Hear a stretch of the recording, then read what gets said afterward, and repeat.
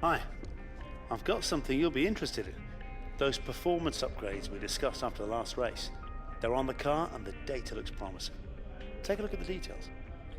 So there we go, guys. We have some upgrades coming to the car, ready for the start of the Bahrain Grand Prix. Welcome back to episode number 2 of the F1 2016 Career Mode series on F1 2016. We're in the Manor, as you guys know, so we have to build this car up from the back and just essentially go on this massive journey of trying to get this car from the absolute back marker to being one that can be a championship threat. Hopefully you guys can join me on this journey. Subscribe to the channel to see what happens in this Career Mode Championship. Like I said, this is episode number 2 here for the Bahrain Grand Prix. It was a strong track for the Manor in real life this season, so fingers crossed when we get to this racetrack, maybe we can show even more promise than what we did in the first round. Without further ado, let's get into this second race of F1 2016 Career Mode.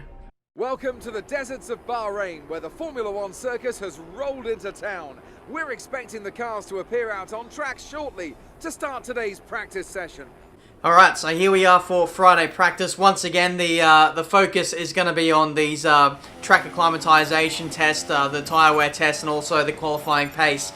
Just trying to get the resource points up so that I can upgrade the car for the next race. So fingers crossed, if this all goes well, I should be able to get another major upgrade on the car by the time we head to the next race. And I've got to say, over the course of Friday practice, we got in some of the best running I've got on F1 2016. Like, every single session managed to go absolutely perfect for me, and it looks like initially we are bang on the pace in this one. You can see we're P4 at the moment. This is our qualifying pace, setting a 1:35.312, 2/10 clear of the purple target lap time. So we definitely exceeded the team's expectations there. 50 resource points for us for the qualifying pace, and same too with the tyre wear test. That's another 50 points to add to the tally. So absolutely perfect run in Friday practice. I think we ended up in 10th place. So first time inside the top 10 in our Formula One career on F1 2016. So I'll take that. And as you can see, we boost the total up to 438 resource points. So what we're going to do is, as soon as we can clear that 500 cost for the chassis weight, I'm going to be applying that to the car straight away. So we're already making really solid gains on the teams around us. So that's the end of Friday practice now. It's time to start Saturday qualifying, where hopefully we won't qualify last. The cars are ready, the drivers are ready. We hope you're ready, as qualifying is about to begin here in Bahrain. Alright, so it's qualifying time.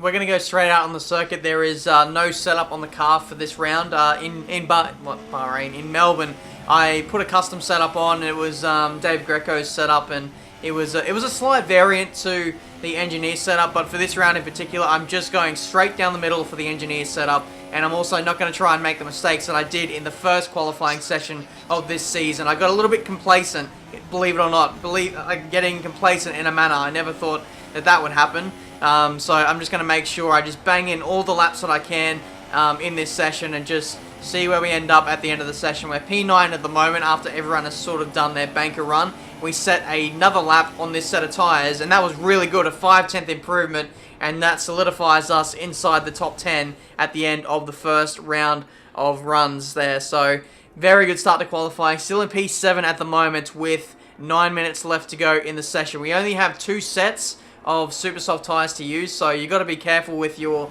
allocations and just really make the most of a qualifying run. You really can't afford to bottle a whole lap because yeah, you only have one other chance if you've got an aggressive strategy in terms of your tyres. And I don't even want to know like how slim pickings it would be in qualifying if you went conservative with the tyre sets. You might even have less sets of the super soft. So yeah, let me know how that goes if you guys are doing the conservative strategies. But I opted to go with a 3-lap run of fuel, so only 1 flying lap's worth. And I've only just managed to improve here at the end of the session by, what was it, half a tenth. So it is, what is it, 13th place in the Bahrain Grand Prix, so not too bad. I still feel like I could have improved by another tenth or two, but that is a massive improvement over what we managed in Melbourne. So I will absolutely take that. 1.5 seconds clear of our teammate Pascal Wehrlein, and that puts us in with a really good chance of striking and maybe getting some points in tomorrow's race. I believe Nico Rosberg got pole, Lewis Hamilton second, Sebastian Vettel in third, so a fairly standard grid inside the top 10, and we also have the free choice of tyres when we get to the race. So I'd imagine we're going to start on the soft compound tyres, and that could potentially give us a bit of a strategy advantage when we head into the race. So it's all looking good for us heading into the race now. We beat Pascal Wehrlein, or we're ahead of him now in the driver rivalry. I'd imagine we're going to be in the purple now for the driver position.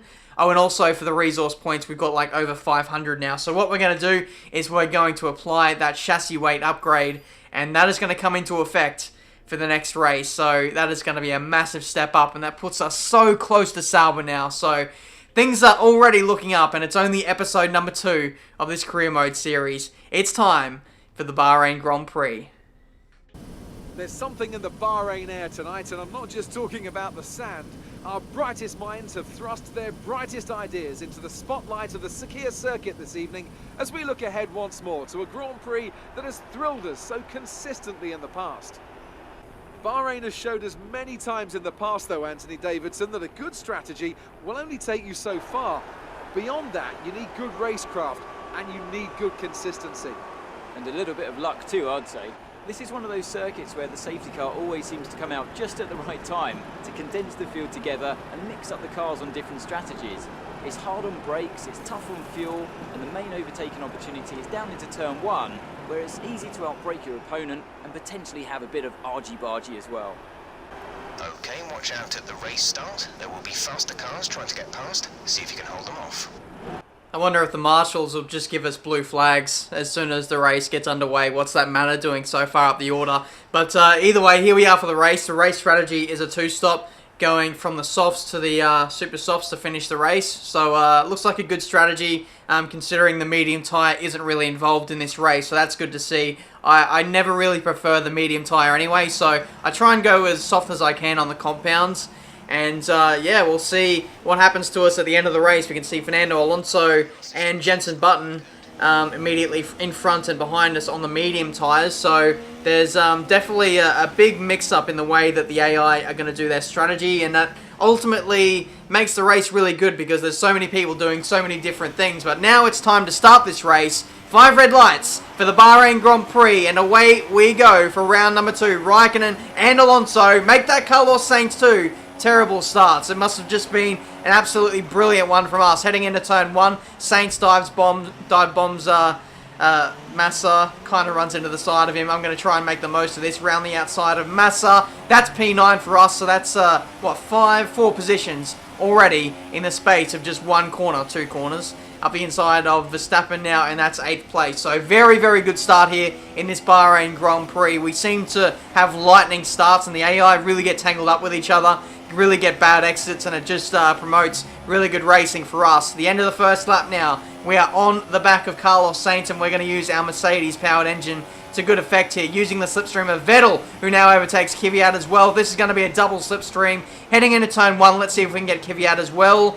Maybe not quite, but Vettel is squeezing out Kvyat. This is going to give us the best run out of all 3 of us.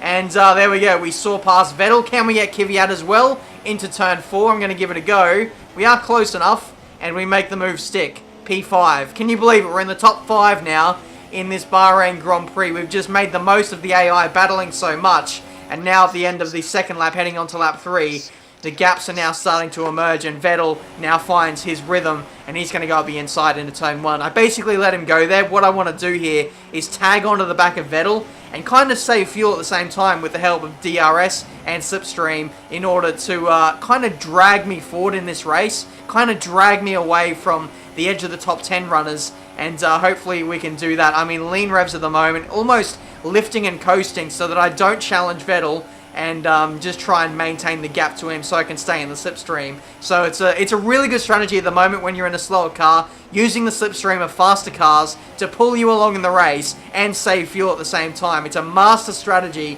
and it's putting us in a really good position halfway through this roll, 6 laps into this race. You can see we're in lean, not even using DRS, and we still close in on Vettel. Such is the power of this Mercedes power unit. End of lap 6, Vettel makes his pit stop, and so too with a lot of the leaders now. This is where we use that bank of fuel that we've saved up, and we start pushing, using rich revs and trying to make as much lap time as we can, because we're essentially racing these guys. These guys have got fresher tyres on, but I believe they may be making extra stops, or they might even run a harder compound, so for example the medium. So we can put ourselves in a really good position at the end of the race by staying out long on our current set of tyres. When we come in for our next stop, we might be one of the quickest cars, you never know, but we're giving away a massive undercut to the cars around us, so we'll just have to wait and see. We are actually leading the Grand Prix at this stage. All the leaders... Window is open. The pit Okay. window is open. Thank you. The gap behind us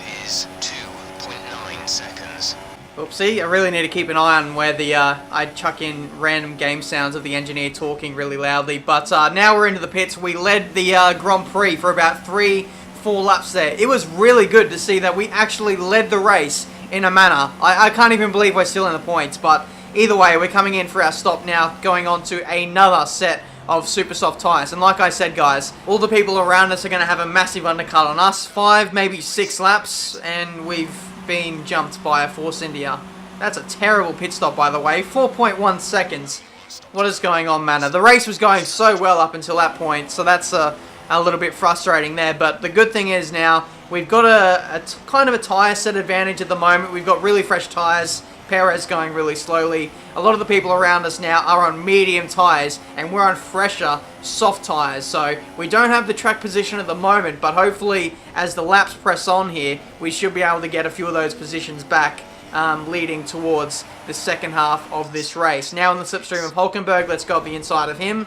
He's got older medium tyres on. Massa runs wide through turn 1, defending from Kimi Räikkönen. So that's actually one of the first times I've seen the AI make a major mistake like that, so that's really good to see. Massa under pressure at the moment from us, and we should be able to dispatch of him fairly easily. I know there's going to be people in the comments who kind of question the difficulty level of this career mode, and I can say that the AI level are on legendary, so the hardest difficulty from F1 2015. That's what we're running for this career mode so far. If I do find it gets too easy, I might up the difficulty to the ultimate AI. But I think that might wait until Season 2. But either way, we are running really well at the moment. The reason why we're doing so well, by the way, is because we've run a really good race up until this point, and this track really does suit the Manor car. So lap 20 now, we're getting ready to come in for our final pit stop. A lot of the leaders now have come in for their final stops as well. So now lap 22, it is time for us to come in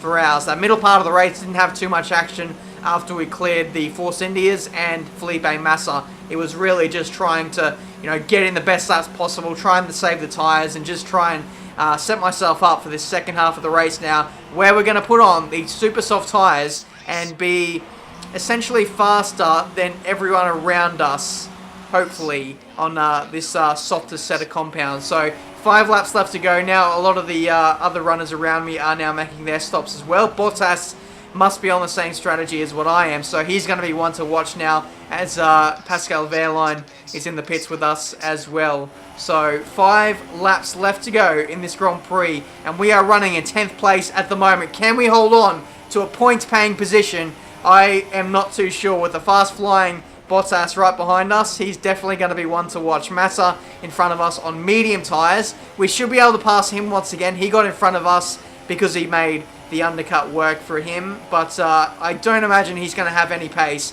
at the back end of this race. We go up the inside into turn 4, and we put him crucially between us and Valtteri Bottas, who is going to be the massive threat to us in these closing laps of this Bahrain Grand Prix. Just 3 to go now, and we are in position 9. And the only thing now that's kind of worrying us is the fuel. It's kind of getting to a dangerous kind of level. We were down 0.4 of a lap on fuel. And here goes Bottas as we try and save fuel. He moves into P9, but I'm not quite done with him just yet.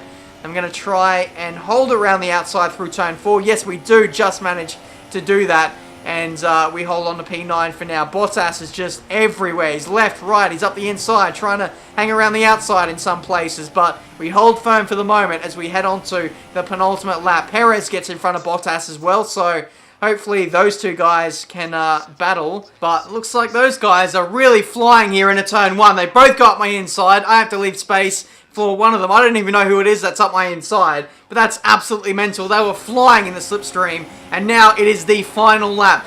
Absolutely no fuel saving to do now. I've got to push and just push as much as I can. I've only got enough, you know, left in the tank to only run in standard, so I've just got to try and just make the most of the fuel that I do have. Really try and nail every single exit and maximize that top end speed by the time we get to the end of the straight. Bottas tried to go around the outside there. It seems like we still have better performance heading into some of the braking zones, and that really does save us. Lewis Hamilton wins the Bahrain Grand Prix. The fireworks are going off way in the background, but we still need to concentrate. We can't get distracted by those. We need to press on, because this could be a monumental result for Manor Racing Team. We haven't scored in the points for ages and ages. Jules Bianchi was the last driver to finish inside the points for this racing team, and if we can do it today, that would just be absolutely legendary for our, you know, not only our driver championship, but the constructors as well. Getting any kind of points would be absolutely massive for this team.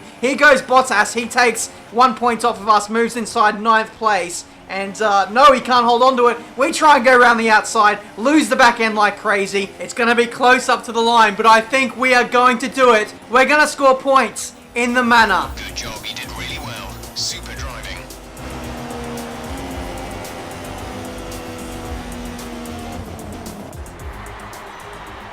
Brilliant stuff from Mercedes today. That's another historic win. Anthony, what do you think made the difference here? Well, tyre management probably played quite a large role in the outcome of this one. As ever, it's not just about speed, it's all about maintaining that speed consistently over a stint, over a race distance. So being able to keep up the lap times while still being smooth on the controls and gentle on the tyres, that's really where the race was won today. Well, this is it. This is where they all want to be. Here come the top 3 then, out onto the podium after a fascinating Grand Prix.